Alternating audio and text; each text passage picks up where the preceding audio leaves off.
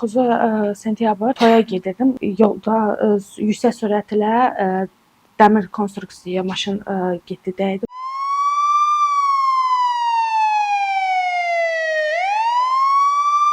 İki nəfər vəfat etdi, 3 nəfər isə hal-hazırda ağır vəziyyətdədir yenə də. İlk əməliyyatımda mil qoyuldu qılçama. Mil qoyulduqdan sonra ikinci ayımda rentgen olunanda dedilər ki, irəliləyiş var. Amma ağrılarım hədsiz var idi. Daha sonra getdiyimdə dedilər ki, bolt qırılıb. Yəni 8 aylıq heç bir nəticə yox idi. Bütün qılça yenə olduğu kimi necə əməliyyat olmuşsa, o vəziyyətdə də davam edirdi. Daha sonra zaten gələndə atam dedi ki, dəyişək həkimimizi, Ələkbər həkimə gedək. Ələkbər həkimi mənə çox insan önərdi. Həm yaxın çevrəmdən, həm başqa universitet müəllimlərimdən önərən oldu ki, Ələkbər həkimə bir görün.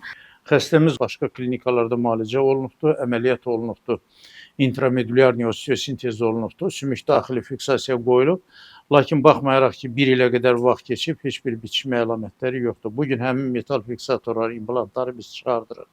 Sınıq yerə özündən, çanaqdan sümük köçürürük və bu dəfə biz xarici fiksasiya aparatı ilə bunun biçməsinə nail olmağa çalışacağıq.